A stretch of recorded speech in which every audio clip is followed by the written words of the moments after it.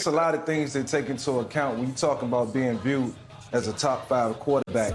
It's not a laundry list. This is a list that, it has to be taken very seriously. Well, let's start off with week 14. So obviously I've been out for a little bit, was sick last week and still kind of dealing with some of it now, but hey, we're here. So we got 2 weeks to cover. So let's start off with a week 14. We got a lot of different guys on this list. And some of the same guys that have appeared as well. So let me go ahead and start with my honorable mentions from order of what would have been, could have been 5 and went down the list. So my first honorable mention would be Lamar Jackson. Had a terrific game, but still doesn't make my top 5 list. Bailey Zappi, Drew Lock, Jake Browning, which is a surprise one to probably not make my list, and Tommy DeVito.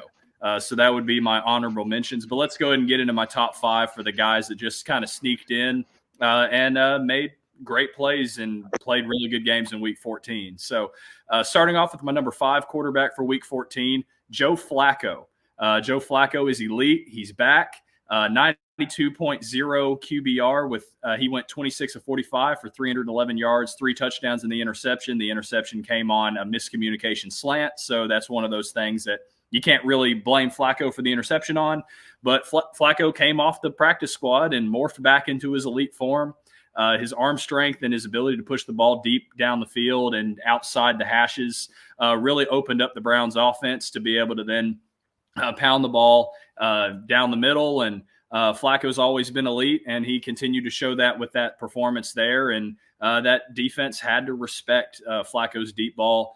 So Joe Flacco makes a rare appearance and is back in the top 5 in 2023. Yeah, in 2023. I'm surprised I'm saying that.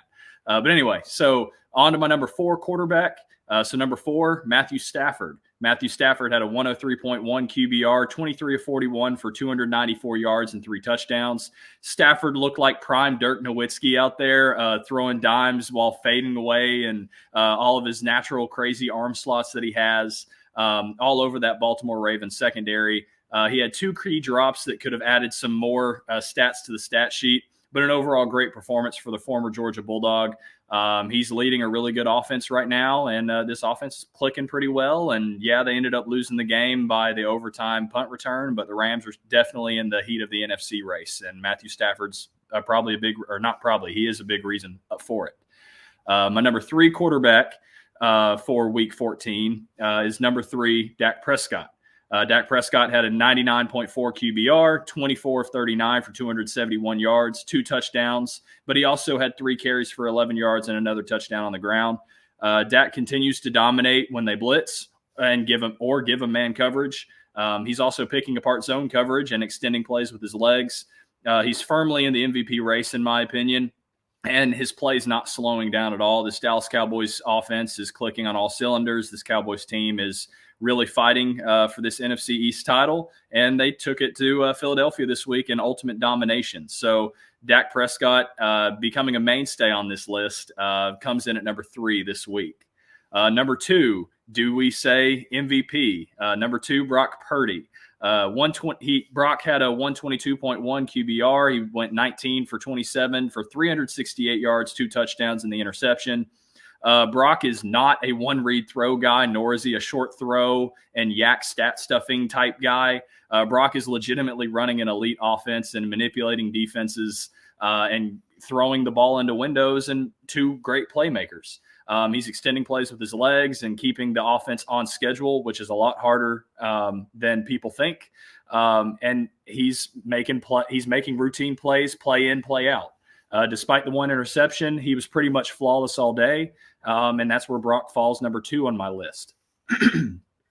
But coming in at number 1 on my list for week 14, number 1, Zach Wilson. Zach had a 117.9 QBR, 27 of 36 for 301 yards and 2 touchdowns. And then he also got another touchdown on the ground. Zach was in control on Sunday. He played loose. He played free. He delivered accurate balls all over the field, and he was on time and rhythm, which was rare to see out of him.